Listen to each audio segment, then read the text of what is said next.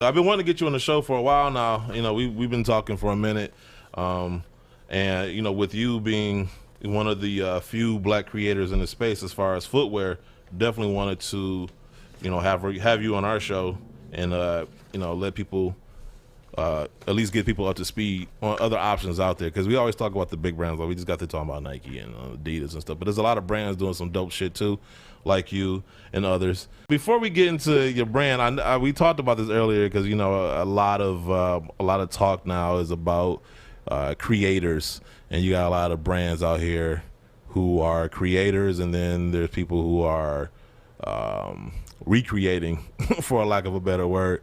And so I don't know. I mean, I guess specifically we could talk about like the Cool Kai thing, and you know, like what's your thoughts on that as a creator yourself?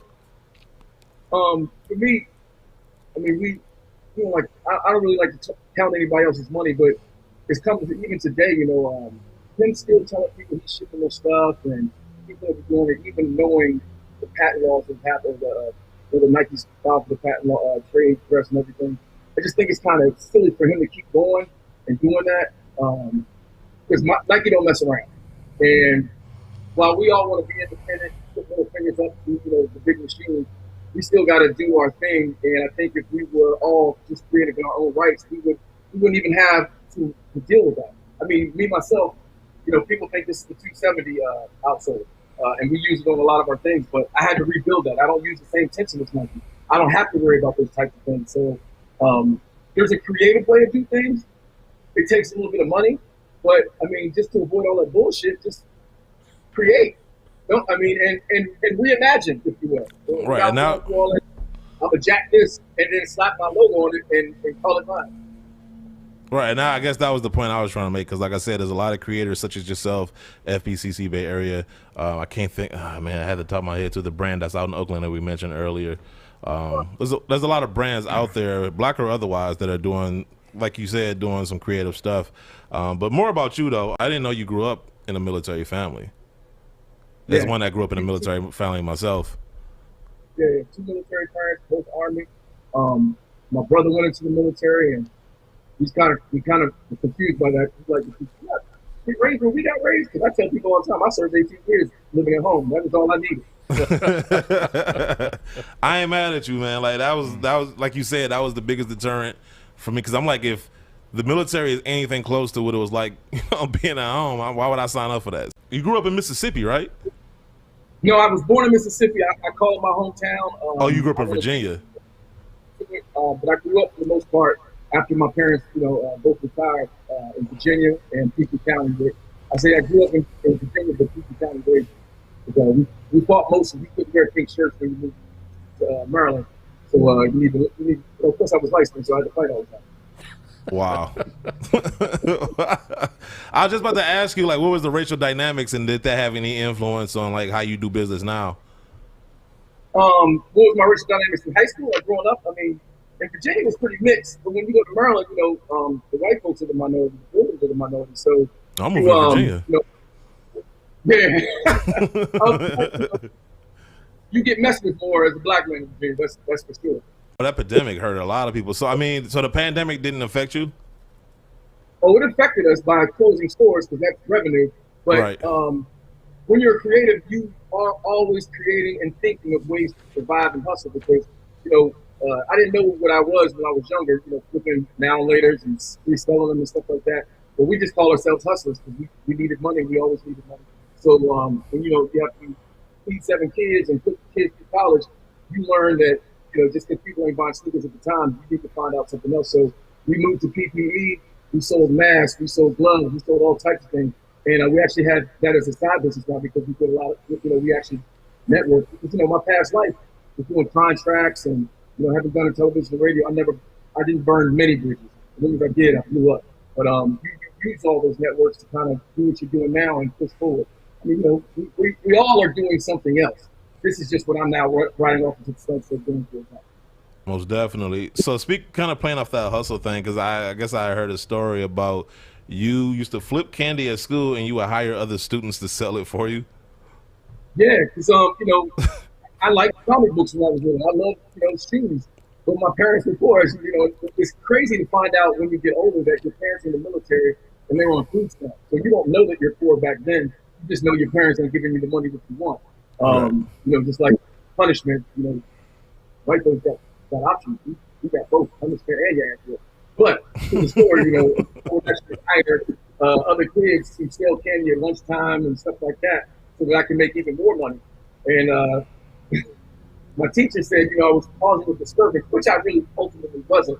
But when she called my father, which obviously scared me to death, because my father would whoop my ass in front of everybody in school if I caused a ruckus. He actually, and it surprised me, he said, is my child distracting the classroom? And she said, no, but, the kids are doing this. And he goes, well, I guess you need to talk to the other parents' kids, or the other kids' parents, not me. You wasting my time. And I swear to God, that day I was getting ass in front of everybody, the principal. I thought they were calling assembly just so he could whoop my ass. But he surprised me, and but they still broke up my cartel at that time, so I had to figure out something else. It's weird hearing a 12-year-old had a cartel, but shout out to you though. So you started off as a contract specialist for the federal government, then you started your own business called RIP Solutions Consulting, which allowed you to get more involved in the marketing and management side of things. How vital was that experience when it came to you starting RockDeep? Negotiation, just the basics of running a business.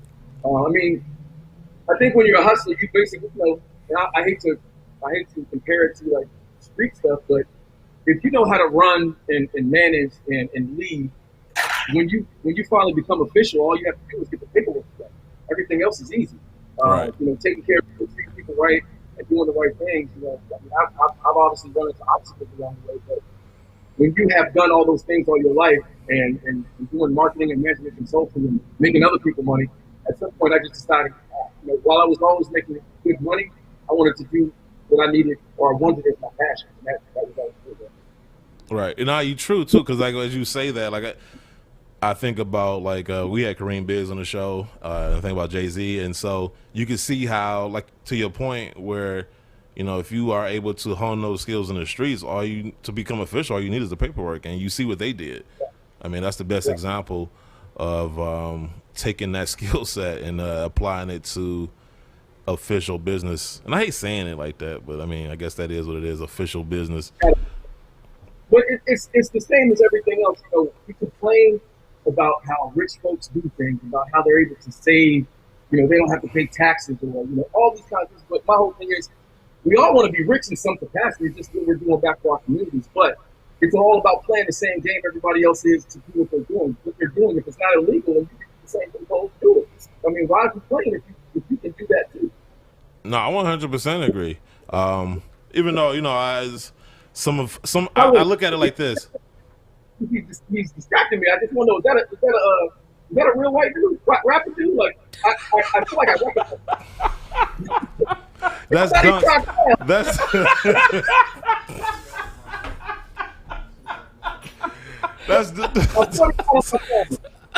That's shout out to Dunks. That's Dunks right there. Oh man, Guru actually left. Guru walked right off.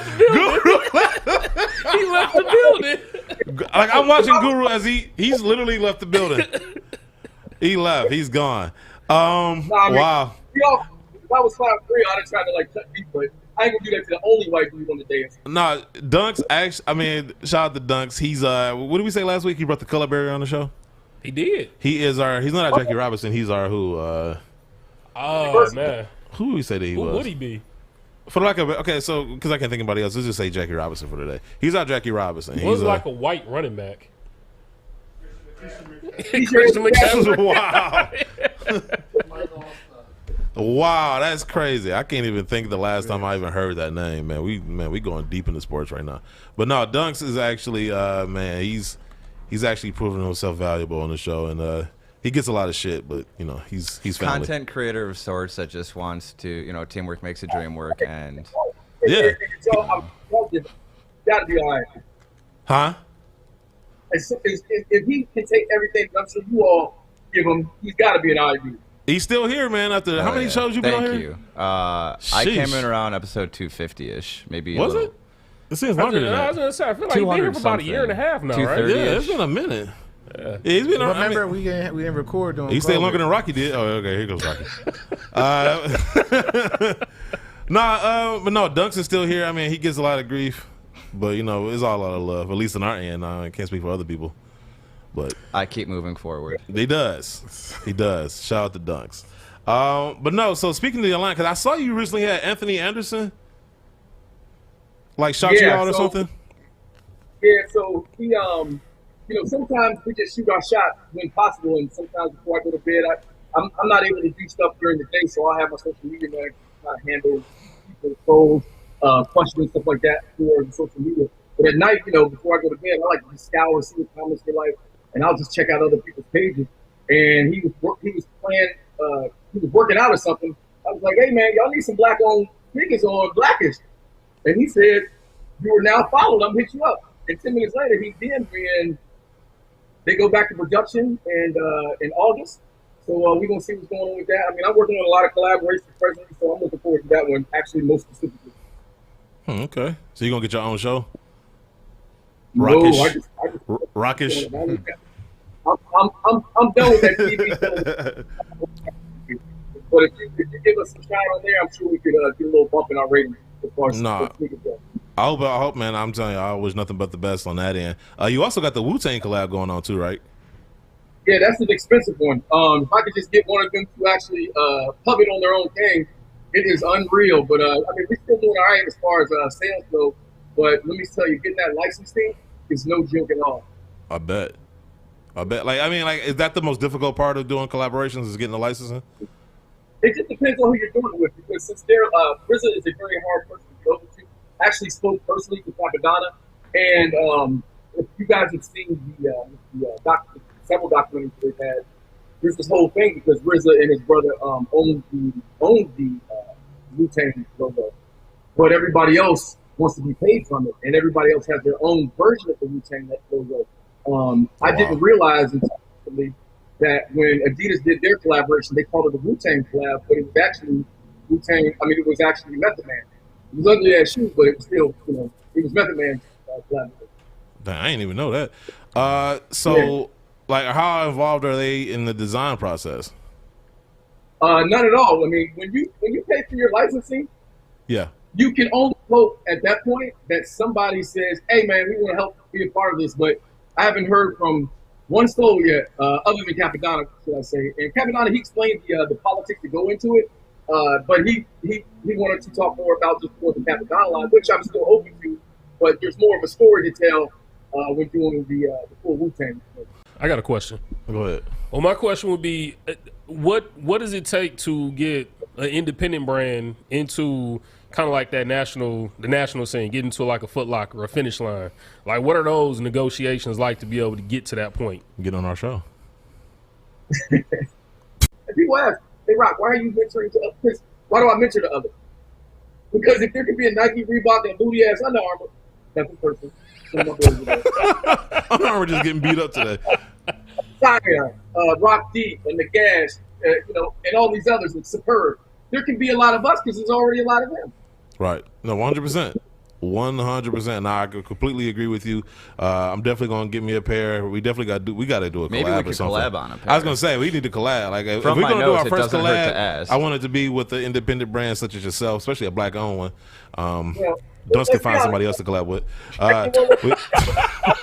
Terrible. I'm playing. It was too easy. Hey, let me get the limited edition version. He gonna break the color barrier. That's what true. it is. That's true.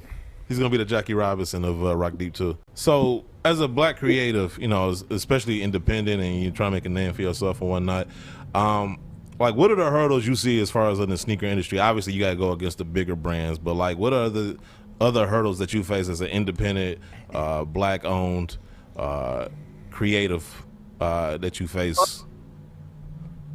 Black people? No, I'm joking. But collectively, I think and I joke half-heartedly about it, but the whole thing is that, you know, we've been conditioned to think that it's Nike, Addy, or nothing. You know what I'm saying? I mean, you got a few folks, and I speak collectively on that.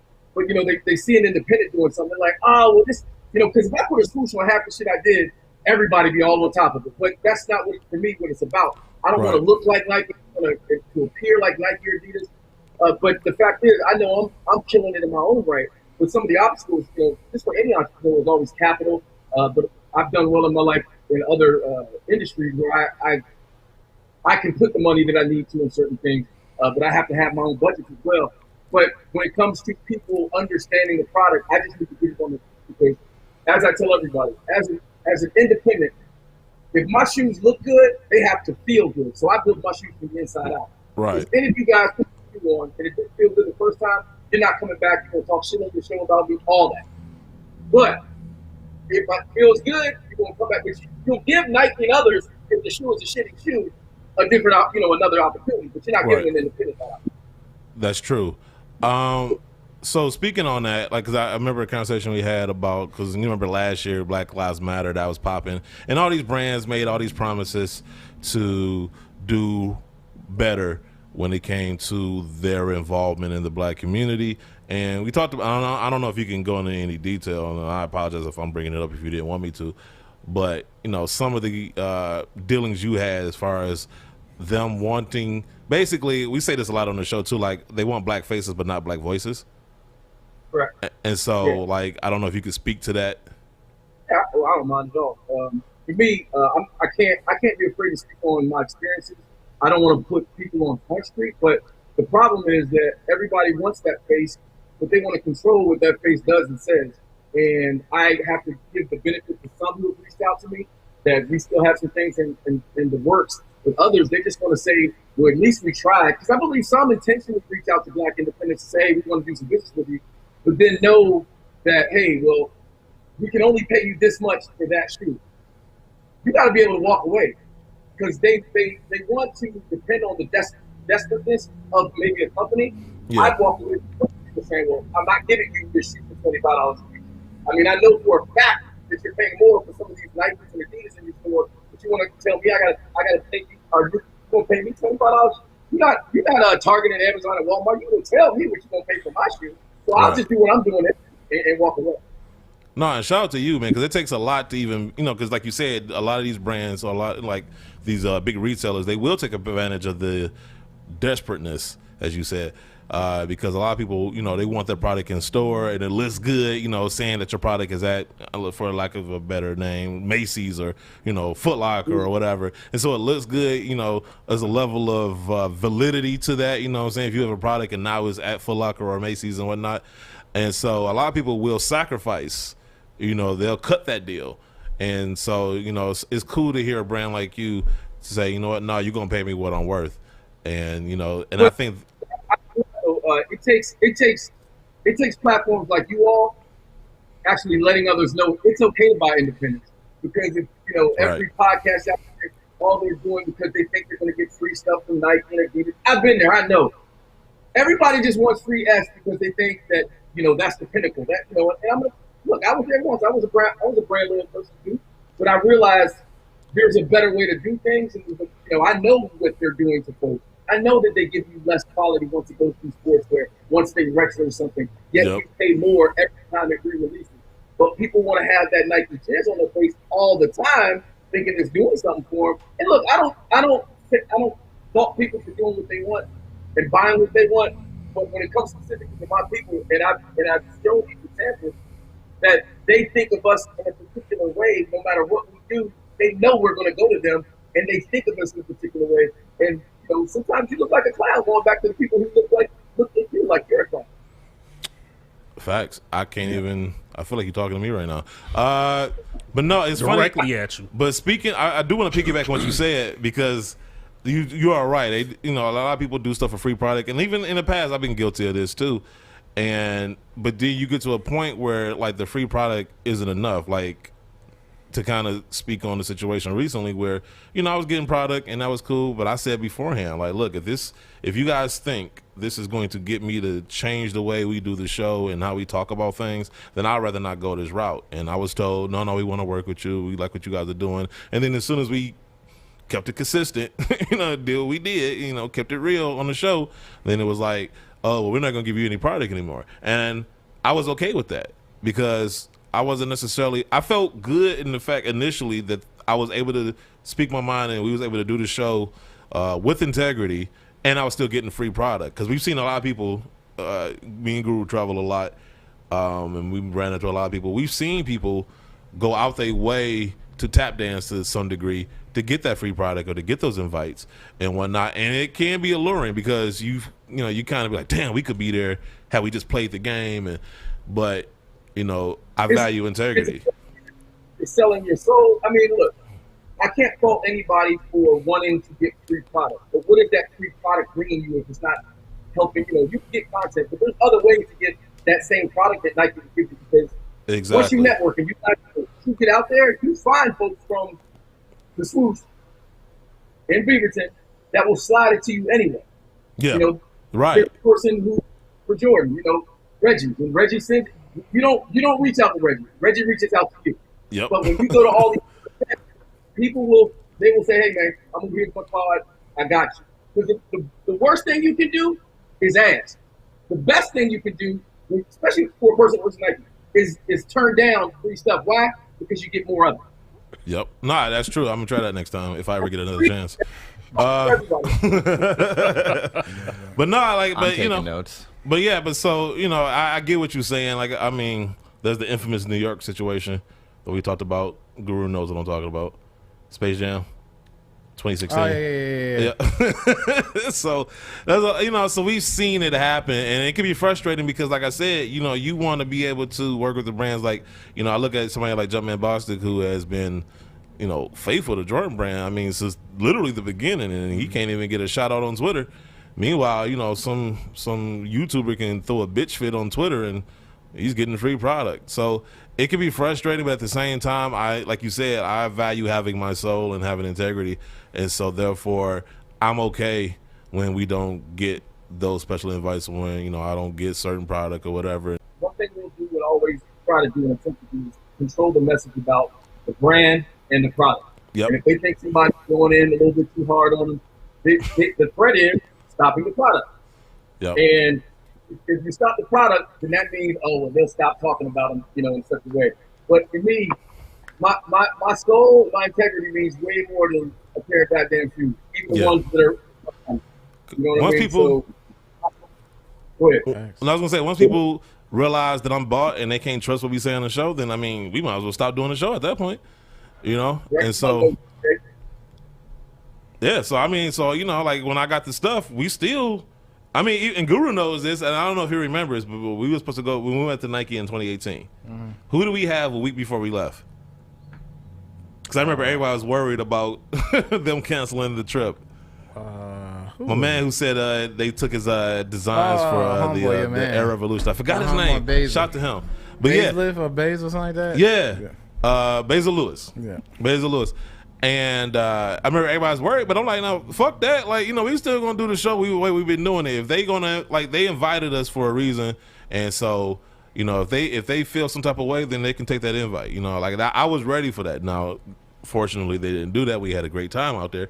And so when it came to, like I said, like the recent seating, once they said, okay, we're not gonna send you any product, I was fine with that, because I'm like, okay, well, I mean, we're kind of like a forum. We're a platform with a voice, just trying to say it how it is, share the facts. Keep it real. It's like a hobby. We're passionate about it. Very passionate. Like I said, and we try to be knowledgeable and keep articulate. It real. Yeah. Even when we had debates, like me and Guru had a very passionate this is debate. Nike talk with a mic for me. This is one of many debates we've had on the show, but people tune in for that because, one, you're getting multiple perspectives, and then two, both of us are knowledgeable and we know what we're talking about. Guru's been around, he knows some shit I don't know. I've been around, I know some shit he don't know, and so of course there's going to be some back and forth.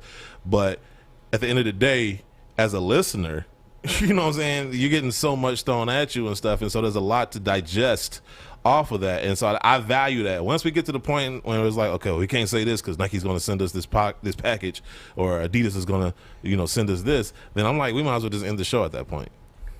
Yeah, and to Doug's this point, the platforms that you guys have, I just think, and I'm gonna say I think it's imperative for you and platforms like yours to share, and I'm not even saying independents, black independents, but across the board, to let folks know there is much more than just what you see in these hype beasts. I agree. Because I feel truly that there's a difference between a sneakerhead and a hype beast. Sneakerheads own shoes of all kinds.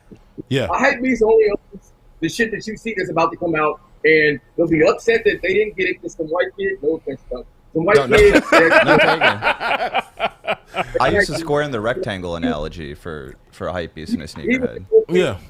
He's selling all these shoes, and people are taking L's on that app. But yet you're gonna be mad at independents for doing what we do, or if one does a pre-order, you waited all this time just to take an L on the Nike app, but you want to complain about an independent doing a pre-order for 3 months. Don't make sense to me. No, I 100% agree, especially when you realize that it took Nike like a whole year and a half. So for y'all to turn around and have those shoes ready in 3 months is actually pretty fucking quick. Yeah. But no, you're right, and I think that was one of the reasons why we've had Dev on the show. We wanted to get you on the show because you're right. We wanted to use our platform because we do enough talking about Nike and Adidas all the time, but we also want to use our platform, like you said, to showcase platforms like RockDeep and other independents that are out there because there are other options. I remember when we first started the show, I was really, really trying to push more ASICs and New Balance news and stuff. And Saucony and all that other stuff because I didn't want it to just be Yeezy Jordan every week. And so, I mean, Nike has been a topic of, because they do a lot of dumb stuff as of late. But if you take the amount of time that you are discussing one particular topic, because we all know, 30, 60, 90-second commercial costs a lot of money. So the amount of time if you're speaking about one shoe, you are giving them that much publicity. Are you getting that much back in revenue? 100%. So that's the way you know what I mean? And so if you divide that what you're discussing along, a greater divide, then you don't have to worry about, are we really talking about them too much? Because they ain't really giving us that much back in return as far as anything goes, product, publicity, or anything else. Right. No, I 100% agree with you. I think as of recent, I've just taken a lot of pride in giving Nike shit. But to your point, to your point about your brand, like, first of all, where can people find you and follow you on social media, and where can they find your product and buy it? Always on my website, rockdeep.com, and you can find it on RockDeep Global, because some kid in India has RockDeep for some reason. And Instagram, let them keep having it. But RockDeep Global on Instagram and Twitter, and you can find us at RockDeep on Facebook. And we have a couple private groups, or not private, public groups, that you can actually see stuff before it comes out, because you can only do so much on social media before they shadow ban, or just the algorithms don't let you show or let everybody. You can have 30,000 followers, but only 100 people are seeing your shit, and they're not interested. I know, I hate that. They're just trying to, make more ad money. So, but please, give us a follow, RockDeep Global on Instagram. Check us out, and your Facebook page is crazy. I'm a part of that. I love your Facebook page. Yeah, man, there's a lot of. If we still have time, I've got a question I wanted to throw in. But speaking of your website, is it Shopify by chance? Correct. So how do you feel about bots, and is that an issue for you and your company? Or like bots or automated checkout software, has that been a problem for you with releases, or how do you handle it when it happens? Because I know Shopify, it's not you, it's the platform that's botted. Hey, before you answer that question, I feel like this is like when a bank robber cases out the bank the day before they rob it. Oh, Yeah. He asking for a reason. No, this is relevant. For I was messing with you. Because Shopify is a common platform. We don't have that issue. We put whatever software we want on there. But the thing is, when it comes to bots are something that whenever that person, that person's platform, whether it's Shopify, Booty Ass Wix, or any other platform, they control if bots can keep others. Because if you have a pre-order, let's think about it in theory. It shouldn't get sold out. So and again, this is no shade on anybody who does pre-order. But if you do a pre-order, if 100,000 people order that shoe, 100,000 people should get that shoe, unless you're limiting it. Which everybody, you might do that at a hype, you might do that at a scarcity, but no one's making shoes at the amount that Nike's doing. I tell people often, we might make 1,500 to 1,200, maybe 800 pair of any style, any color, and then we move on to the next one. That's it. Where Nike, they're making that same retro 150 to 250,000 pair a year.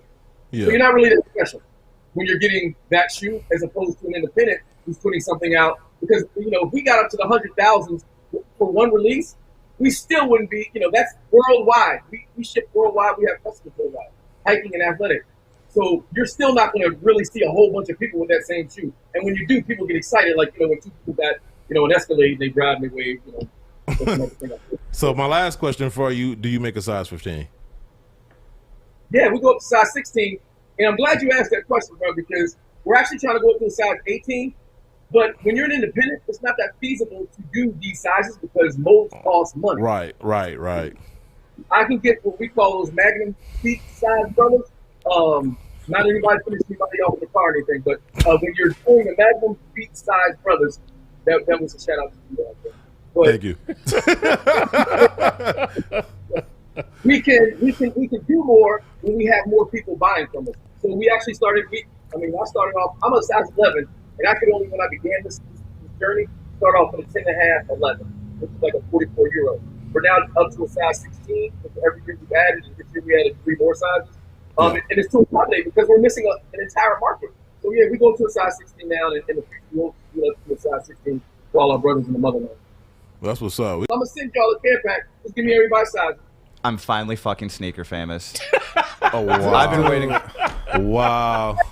Hey, wow. y'all ain't got gifted from the big brands yet? What was that? We haven't got gifted from the big brands yet. Somebody else on the show has. Somebody has. It's just me. Somebody has. Somebody else has. Who No, lives get your a finger finger out my apart. camera. The finger is pointing. Somebody has. Who's actually wearing gifted apparel right now. Hey, you always got to spread your love with everybody on the day. You know, that's Rock, I try. Like Rock, come on now. You know how that shit goes. I say that. I be Hey, like, it's yo. his show. We get it. I be like, yo, like, That's why I'm like, can I get this? Can I finally. get that? And he was like, no, we want to talk to you. And it's like, That's why it's the Caesar and Friends show. I can't put a gun to their head. You a kingpin. You do it all the time. It's the Caesar and Friends show. That's what it is. I used to have a radio. Look, real talk.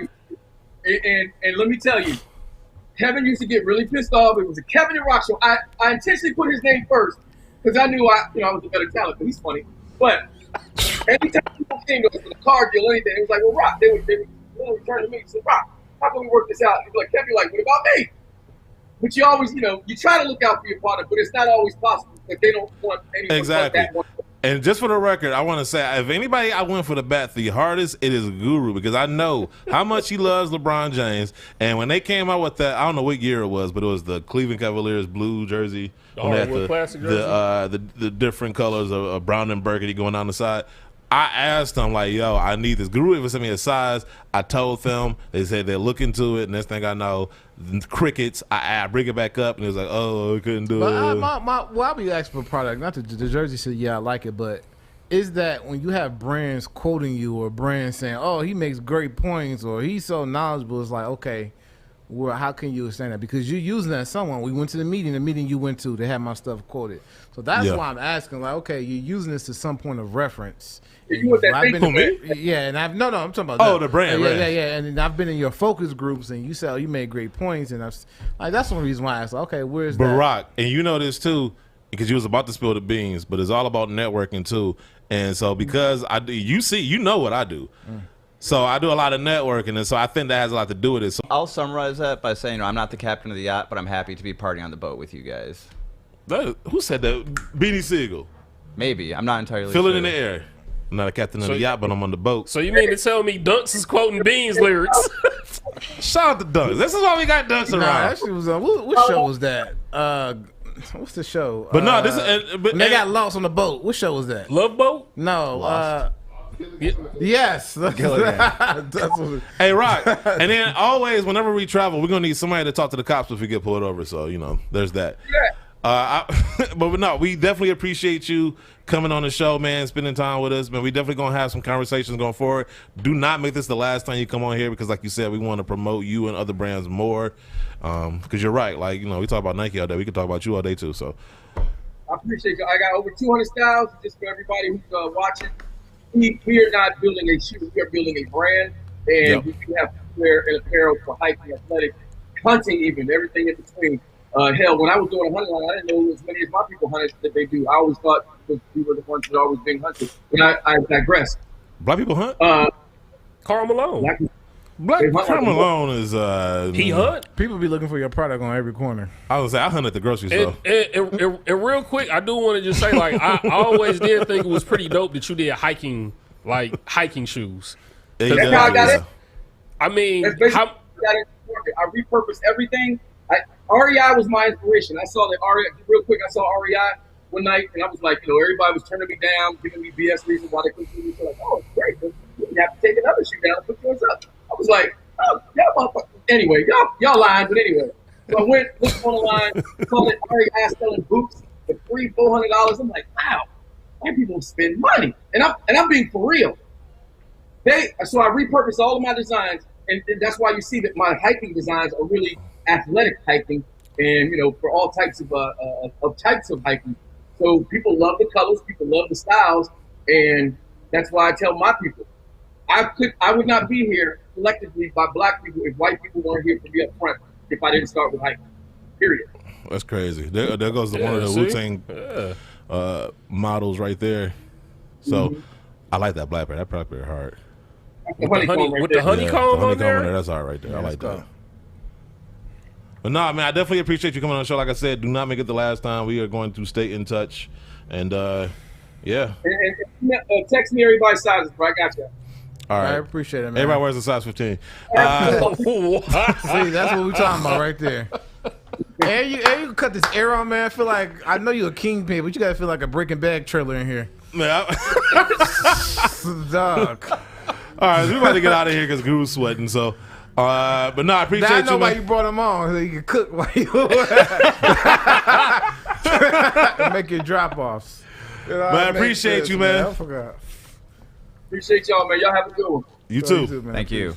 Once again, that was Rocky Parrish, owner and CEO of RockDeep. Definitely check him out. He got so many dope shoes. Like I said, Anthony Anderson reached out. It's dope because it's all like unique. Like he doesn't have to worry about all this current bootlegger bullshit. shit. Like you'll never hear us talking about him like that. He's an actual creator. That's what I'm talking. That's my point. When you actually create, you ain't got to worry about all that bullshit. And we could talk about you and have these fun conversations about your product instead of talking about who's going to sue you next.